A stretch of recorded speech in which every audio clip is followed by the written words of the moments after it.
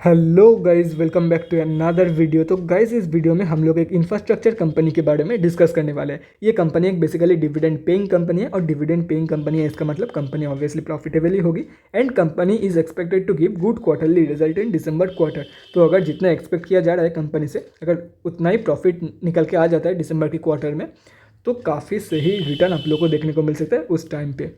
And company जो है book value से सस्ते में ट्रेड कर रही है। उसके साथ साथ दिसंबर की क्वार्टर में डीआईआईज ने अपनी होल्डिंग इंक्रीज किया है, और इस स्टॉक में राकेश झुंझुनवाला जी का होल्डिंग है। तो गाइज, इस वीडियो में हम लोग बेसिकली 3 पॉइंट्स कवर करने वाले हैं। First point is fundamental analysis. यहाँ पे हम लोग देखेंगे कि कंपनी कौन सी है एंड कंपनी फंडामेंटली कैसी है for short term trades and long term investment purpose. Second point is volume analysis.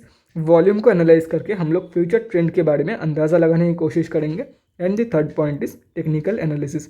यहाँ पे हम लोग डिस्कस करेंगे डिफरेंट टेक्निकल्स के बारे में, मतलब कहाँ पे आप लोग बाई करके चल सकते हो एंड क्या आप लोग की टारगेट्स रहने वाली है। तो गाइज, बिना टाइम वेस्ट किए पहली पॉइंट की तरफ बढ़ते हैं और देखते हैं कि कंपनी कौन सी है एंड कंपनी फंडामेंटली कैसी है। तो गाइज, यहाँ पे आप लोग कंपनी का नेम देख सकते हो, एनसीसी लिमिटेड। और कंपनी जो है वो बेसिकली एक इंफ्रास्ट्रक्चर कंपनी है। यहाँ पे भी आप लोग देख सकते हो। अगर पढ़ना है तो पॉज करके पढ़ लेना। अगर इससे भी डिटेल में कुछ जानकारी चाहिए हो कंपनी के बारे में, तो डेफिनेटली कंपनी के वेबसाइट में जाके आप लोग जान सकते हो। कंपनी बहुत बीएससी एंड एनएससी में लिस्टेड है। मार्केट कैप लगभग 4500 करोड़ के आसपास की है। स्टॉक की पी 13.3 की है। ROCE 11.6%, return on equity 5.15%। Last 6 months की रिटर्न एंड लास्ट 3 ईयर्स की सेल्स ग्रोथ दोनों ही नेगेटिव में जा चुकी है। एंड बुक वैल्यू से स्लाइटली नीचे ट्रेड कर रही है। एक साल में ठीक ठाक रिटर्न देके जा रही है कंपनी। डिविडेंड यील्ड 1.08% है। फेस वैल्यू ₹2 की है। एंड प्रोमोटर्स की होल्डिंग 19.4% पे जो रखा है। प्रोज एंड कॉन्स के बारे में डिस्कस करें तो गाइस देख सकते हो, यहाँ पे बुक वैल्यू से सस्ते में ट्रेड कर रही है। And company is expected to give good quarterly result, जिसके बारे में मैं वीडियो की स्टार्टिंग में डिस्कस कर रहा था। कॉन्स में डिस्कस करें तो लास्ट 5 ईयर्स की सेल्स ग्रोथ नेगेटिव में जा चुकी है। प्रोमोटर्स की होल्डिंग 20% से भी कम निकल के आ रही है। लास्ट 3 ईयर्स की सेल्स ग्रोथ काफ़ी कम निकल के आ रही है, अराउंड 8%, जो कि 3 साल के कंपेरिजन में काफ़ी कम है। Company cost of borrowing seems high. उसके बाद क्वार्टरली रिजल्ट के बारे में डिस्कस करें तो गाइज यहाँ पे देख सकते हो, जितना डेटा यहाँ पे अवेलेबल है उस हिसाब से कंपनी टोटली प्रॉफिटेबल है। कभी भी कंपनी ने लॉस नहीं दिया है। तो देखो, अगर इससे पहले दिया हुआ कंपनी तो मुझे पता नहीं। यहाँ पे भी आप लोग देख सकते हो जितना डेटा अवेलेबल है, 2010 तक का डेटा अवेलेबल है। तो 20 मतलब ये 11 सालों में कंपनी ने कभी भी लॉस नहीं दिया है, जैसे कि आप लोग यहाँ पे देख सकते हो। और करंट टीटीएम में डिस्कस करें तो करंट टीटीएम में ऑलरेडी कंपनी 350 करोड़ प्लस की प्रॉफिट दे रही है, जो कि इंटायर 2021 की फाइनेंशियल ईयर रिजल्ट से ज़्यादा है। उसके बाद अगर डिस्कस करें बैलेंस शीट के बारे में, तो यहाँ पे दिसंबर क्वार्टरली से रिलेटेड कोई भी अपडेट नहीं है। लेकिन अगर सितंबर क्वार्टरली की ही देखा जाए तो कंपनी की जो डेब्ट है कंपनी ने इंक्रीज़ किया है, लेकिन अभी भी कंट्रोल्ड है। टोटली डेब्ट से डबल से भी ज़्यादा, डेब्ट की डबल से भी ज़्यादा कंपनी के पास रिजर्व मौजूद है। तो इतना ज़्यादा कोई इशू नहीं है। कैश फ्लोज के बारे में डिस्कस करें, अगेन कोई भी डेटा यहाँ पे अवेलेबल नहीं है कैश फ्लोज के रिगार्डिंग। बाकी शेयर होल्डिंग पैटर्न तो यहाँ पे आप लोग देख सकते हो। पब्लिक जो है लास्ट 3 सालों में पब्लिक की होल्डिंग कितनी ज़्यादा इंक्रीज़ हुई है देख सकते हो यहाँ पे। और अगर एफआईआईज एंड डीआईआईज के बारे में डिस्कस करें, सभी की होल्डिंग इंक्रीज़ हुई है, सिर्फ और सिर्फ प्रोमोटर्स की होल्डिंग छोड़ के डिक्रीज़ हुई है। ये दोनों की होल्डिंग, सिर्फ और सिर्फ प्रोमोटर्स की होल्डिंग इंक्रीज़ हुई है 3 सालों में। लास्ट क्वार्टर की कंपैरिजन में देखा जाए तो प्रोमोटर्स की होल्डिंग कंस्टेंट है। एफआईआईज ने अपनी होल्डिंग रिड्यूस किया है, डीआईआईज ने अपनी होल्डिंग इंक्रीज़ किया है। प्रोमोटर्स में दिखाता हूँ किस किस की होल्डिंग है। उसके बाद एफआईआईज भी मैं चेक कराता हूँ आप लोगों को। तो यहाँ पे देख सकते हो काफ़ी लंबी लिस्ट है कंपनी में। उसके बाद एफआईआईज भी देख लो, डीआईआईज भी एक बार चेक कर लो आप लोग। ये देख सकते हो आप लोग, पब्लिक में भी दिखाता हूँ। यहाँ पे देख सकते हो राकेश झुंझुनवाला जी की जो वाइफ है उनकी होल्डिंग है इस कंपनी में। तो इनडायरेक्टली राकेश झुंझुनवाला जी की होल्डिंग है, लेकिन राकेश झुंझुनवाला जी की जो 10.94% होल्डिंग बीच में थी वो अभी नहीं है। वो जून क्वार्टर में ही वो लोग एग्जिट करके निकल गए। यहाँ पे भी आप लोग देख सकते हो। तो देखो, अभी कंक्लूजन पे आते हैं कि कंपनी एक्चुअली कैसी है। देखो गाइस, अगर कंपनी तो काफ़ी सही है for long term investment purpose. Multibagger return expect मत करना, लेकिन कंपनी काफ़ी सही है, प्रॉफिटेबल कंपनी है। नॉर्मल रिटर्न आप लोग को प्रोवाइड करा देगी 1 साल में कंपनी।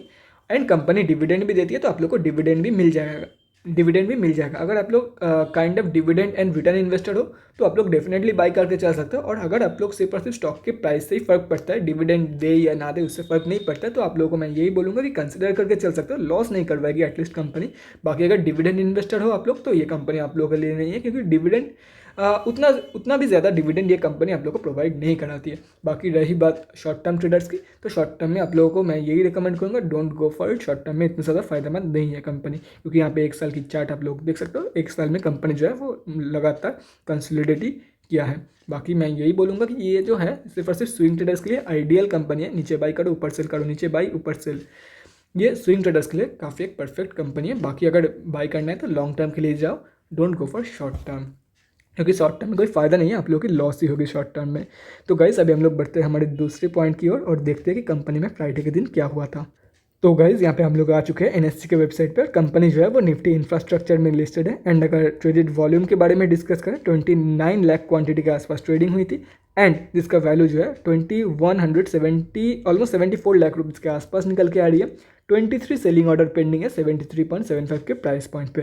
डिलीवरी परसेंटेज यहाँ पे देख सकते हो 44.43, मतलब मेजॉरिटी ऑफ द ट्रेड जो है वो इंट्राडे में ही लिया गया है कंपेयर टू डिलीवरी ट्रेड। अभी हम लोग डिस्कस करने वाले हैं तीसरी पॉइंट पे। देखो गाइस यहाँ पे तो आप लोग को दिखाई दिया कि 29 लाख है, लेकिन ये पता कैसे करे कि ये कंपनी एवरेज है, मतलब यही नॉर्मल वॉल्यूम है कंपनी की, या इससे भी ज़्यादा वॉल्यूम आती है नॉर्मली, या ये एवरेज से ज़्यादा वॉल्यूम है, वो हम लोग तीसरे पॉइंट पे डिस्कस करेंगे। और उसके साथ साथ ये भी डिस्कस करेंगे कि कहाँ पे आप लोग बाई करके चल सकते हो एंड क्या आप लोग की टारगेट रहने वाली है।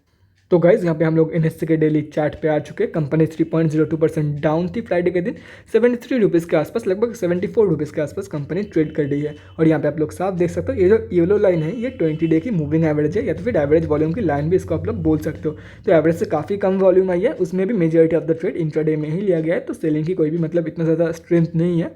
तो हो सकता है कंपनी ये जो लेवल है 70.05 यहाँ से कंपनी बाउंस बैक दे दे, जैसे कि यहाँ पे दिया था कंपनी ने।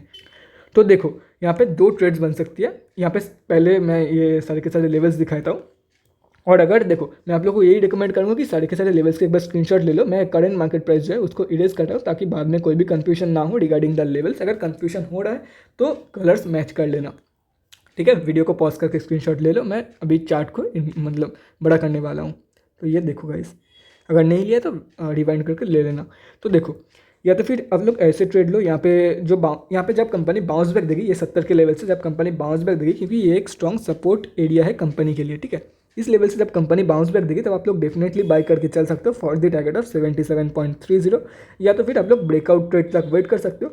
अगर इस रेजिस्टेंस की ब्रेकआउट हो जाती है, ब्रेकआउट कंफर्मेशन के बाद, या तो फिर ड्यूरिंग रिट्रेसमेंट आप लोग डेफिनेटली बाई करके चल सकते हो at least for the target of 94, almost 93.85, तो ऑलमोस्ट 94, 103.65, 116.4।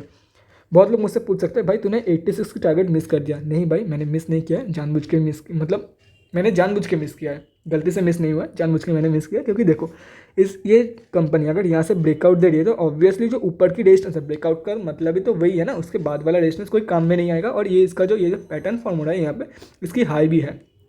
तो ये पैटर्न देखो, अगर फेकआउट होती है तो 86 के लेवल से कंपनी रेजिस्टेंस फेस करके नीचे गिर जाएगी, लेकिन अगर ब्रेकआउट कंफर्म हो रही है या तो फिर कंपनी रिट्रेसमेंट के बाद ऊपर जा रही है, तो डेफिनेटली ये जो टारगेट है ये मैटर नहीं करेगी। डायरेक्टली कंपनी 94 की लेवल, उसके बाद 103.65 की अगर उससे भी ऊपर जाती है, एंड अगर उससे भी ऊपर जाती है तो 116.4 की लेवल दिखा देगी कंपनी, ठीक है। इसलिए मैंने ये लेवल नहीं बताया आप लोगों को। और देखो डाउनवर्ड्स नीचे की तरफ ब्रेकआउट होने की चांसेस काफ़ी कम है। मुझे लगता है कि ये कंपनी अभी यहाँ पे ही कंसोलिडेट करेगी जब तक ना कंपनी दिसंबर क्वार्टरली की रिजल्ट आउट होती है कंपनी में। दिसंबर क्वार्टरली की रिजल्ट आउट होने के बाद कंपनी रॉकेट होने वाली है और आप लोगों को आराम से 100+ की टारगेट दिखा सकती है ये कंपनी, क्योंकि वहाँ पे भी लिखा था कि company is expected to give good quarterly result. तो अगर ऐसा हो जाता है तो easily 100+ target expected from this company, मतलब न्यू 52 वीक हाई आप लोग एक्सपेक्ट कर सकते हो फ्रॉम दिस कंपनी। तो guys that's it for this video. अगले वीडियो में मिलते हैं गाइज, थैंक्स फॉर वॉचिंग। और गाइज अगर आप लोगों के मन में कोई भी डाउट या क्वेरी रहती है स्टॉक मार्केट या किसी भी स्टॉक से रिलेटेड, तो कमेंट सेक्शन में कमेंट करके मुझसे पूछ सकते हो, या तो फिर मेरे इंस्टाग्राम का लिंक आप लोगों को डिस्क्रिप्शन बॉक्स में मिल जाएगा, जाके वहाँ पर ही मुझे डीएम कर सकते हो for an 1-on-1 conversation. Thanks again for watching guys, bye guys, and definitely guys stay safe.